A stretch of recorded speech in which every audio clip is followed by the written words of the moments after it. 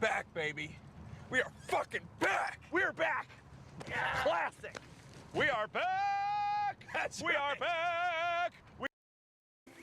That's a big boy. Coming in number 12, we have Ryan Eustace. Player comp Joe Flacco had that one crazy run, and it was dog shit besides that. One word to describe him, Chipotle. He always had it in hand.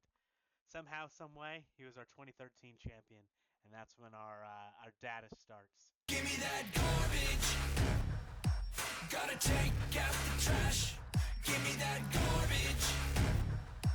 Gotta throw it away, throw it away, throw it away. Babs was probably our worst manager. One more win than Eustace. He's like Blake Bortles, you know, had a lot of potential, sometimes showed flashes, but the one word to describe my friend Babs in fantasy is garbage. Passion is a very attractive thing in life, period. And it is the variable. It is the variable that allows most business leaders to succeed in times that are difficult because Austin's definitely our loudest member, and that makes him very passionate. His player comp is a young Kurt Warner. Came in early, got a ring, and you know, he was bagging groceries. He was a fucking nobody until we said, Austin, come up to the big leagues, and he's answered the bell. So Austin, you're 10 in overall wins, but you're doing great, buddy. Well, you know the GOAT. You know, I'm gonna let everybody else, you know, decide who that is, or just talk about it. But it's great. It's great barbershop talk. You know, for me, I want to hear you say it, big fella. Bron. Listen, big fella. I want to hear you say it, Bron. Me personally, say it you with know, your chest, I'm gonna take myself. I'm gonna take myself. He joined alongside Austin, and boy, has he made us pay since he came along. The three-time champ, but he's coming off a playoff loss, sorry, he didn't make the playoffs, and a lot of people think that this is the end of the dominant era. His player comp, Patrick Mahomes. Why? Because he's the up-and-coming GOAT, but there's someone who's done it longer and has done it better. Average, like I've never heard that one before. See, that one stupid word is why I don't act anymore. One bad review from someone you love, and suddenly it doesn't matter who thinks you're above average.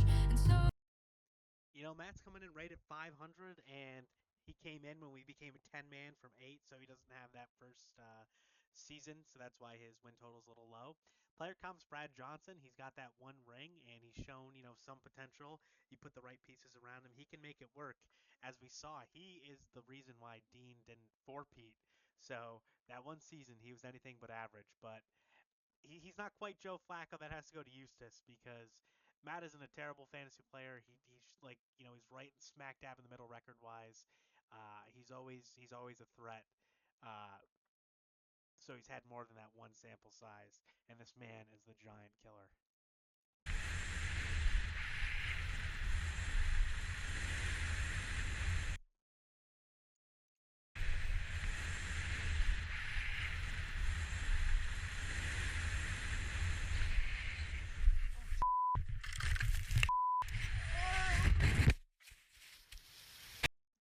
You can't help yourself but ask, what happened to this guy?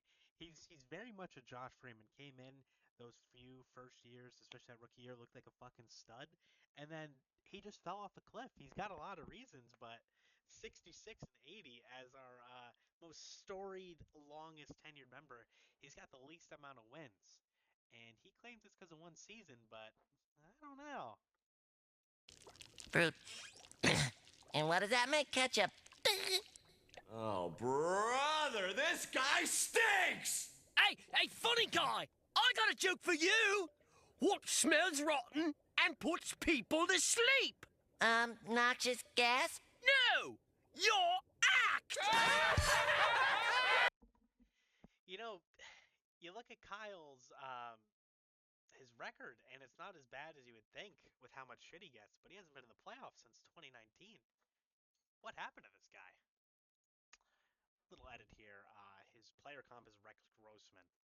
He's made a championship, but just hasn't really done a whole lot besides that. And you have to wonder why he's been a starter in this league for so long. I'll tell you what. Is the rumors true? Yeah. Does he have a piece on him? Look at the camera. Look at that one over there to the left. I said this before. You need to get Animal Planet on there. We need the crocodile hunter. It's that much of a deal, huh? Hey. It's crazy to think that Dom and Kyle have the same record, which is hilarious. Because I feel like they're, in this league at least, they're definitely rivals, either spoken or unspoken. But man, Dom winning that championship over Kyle has completely shifted the narrative. You can't say anything to Dom. I don't think people disrespect Dom. But had Dom lost that fateful game, I think he'd be completely shit on. And Kyle maybe wouldn't be. But maybe not, because Kyle just can't make the playoffs. So Dom, his player comp, Nick Foles.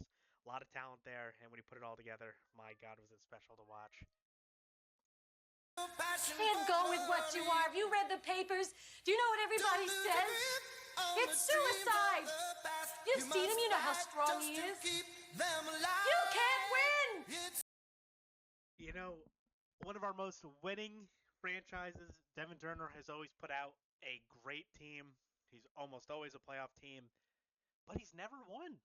And it's crazy to think that he is Matt Ryan. He's been there.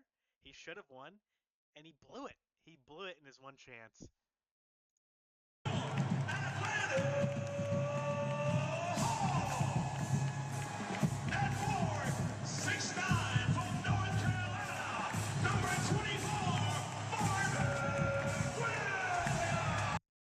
Same song and dance with Prue, who's got 2 more wins on Turner.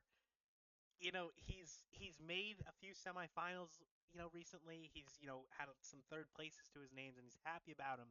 But Prue, we got to get you over the hump, or you're forever going to be Phillip Rivers in the 2010 Atlanta Hawks. That's what I'm talking about! That's why he's the MVP! That's why he's the GOAT! The GOAT! That's what I'm talking about! That's why he's the MVP! That's why he's the GOAT! The GOAT! After last year, I think Teddy has put any doubts that Dean is better than him and the GOAT of this league to bed as it stands. He's our only 3-time champion. There's a wide gap between 2015 and 2013, but that doesn't matter. He's got the second most wins all time. He's got the best winning percentage. Simply put, Teddy has done everything there is to do in this league. Now he's tied with 3 championships. Dean's the younger, contender in this league, so he's still got time to make it up. Teddy will always be here, but, he still needs to get one more. But as it stands, Teddy is this league's GOAT. You're a certain Hall of Famer, and you do it with an elegance and a grace that's spectacular. Congratulations on being the 1994 NBA Most Valuable Player. The man with the most wins all time, but since 2016, he hasn't, won the big game. And much like Aaron Rodgers, people are asking, why doesn't he have more rings? Why can't he finish it? Is it his defense? What is it? I don't know what it is, fellas. But hey, here's the 2024. Good luck, everybody.